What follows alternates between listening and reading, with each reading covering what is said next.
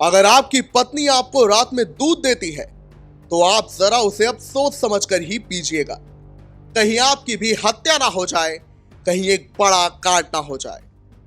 क्योंकि स्मालखा की officer colony में तो अनिल के साथ ऐसा ही हुआ, जहां अनिल की संदिग्ध मौत मामले में अब एक बड़ा खुलासा हुआ है और इस खुलासे ने पूरे मामले को एक नया मोड़ दे दिया है, जहां अब ये मामला एक अवैध संबंधों के चलते हत्या का मामला सामने आया है। बिल्कुल, तो देखिए 5 फरवरी को एक शख्स अनिल की मौत हो जाती है। हालांकि इस पर उसके परिवार वाले कहते हैं कि उसकी मौत नहीं बल्कि हत्या की गई है। हत्या करने वाली उसकी अपनी खुद की पत्नी है। उन्होंने तब ये आरोप लगाया था, ये शक जाहिर किया था, और अब जब पुलिस जांच में सच सामने आया है वो यही बयां कर रहा है, यानी अनिल की पत्नी एक कलयुगी पत्नी थी। मगर उसकी पत्नी किरण ने अपने पति की हत्या क्यों की, इस पर अब हम आपको बड़ा खुलासा बताते हैं। दरअसल ये मामला अवैध संबंधों का मामला है, जहां एक पति की हत्या पत्नी ने कर दी अपने दूसरे प्यार के लिए। तो बिल्कुल आपको बता दें, परिवार वालों ने जानकारी दी है और पुलिस जांच में भी ये खुलासा हुआ है कि अनिल का मौसेरा भाई सुधीर उनके घर में 4-5 साल से आ रहा था।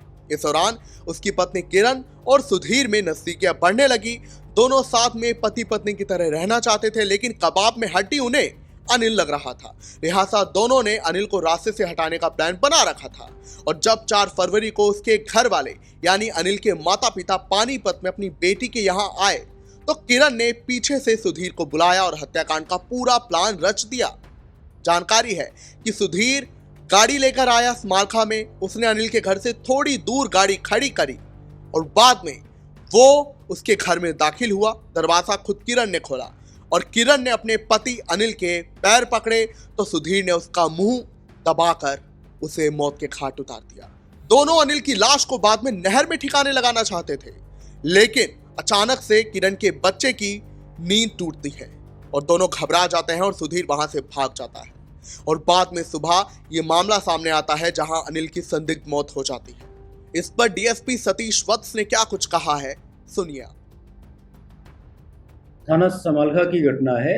एक युवक की हत्या की गई थी रात को, तो उसकी शिकायत मिलने पर एफआईआर दर्ज की थी और इन्वेस्टिगेशन में पाया कि उसकी जो मृतक था उसकी पत्नी ने ही अपने एक सहयोगी के साथ मिलके रात को उसको घर बुला लिया और पहले उसने उस मृतक को नींद की गोलियां खिला दी थी ताकि वो गहरी नींद में सो जाए। और दोनों ने, उस महिला ने और उसका जो मित्र था, उसको बुलाने के बाद दोनों ने मिलके उसकी हत्या कर दी। और इस विषय में एफआईआर पहले से दर्ज की जा चुकी थी और कल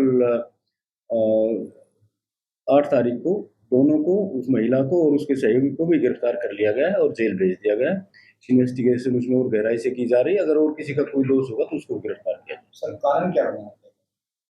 देखिए, वो पहले तो उनके घर में क्लेश रहता था। वो उसका मित्र था और उनकी बात आगे बढ़ी होगी तो इस एवज में उसने रास्ते से हटाने के लिए उसकी हत्या कर दी।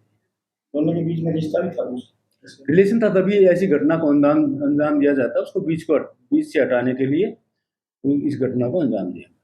ठीक है सर। मृतक की मौसी का लड़का बताया गया? हाँ, ऐसा ही बताया गया, उसकी मौसी का लड़का लगता है रिश्ते।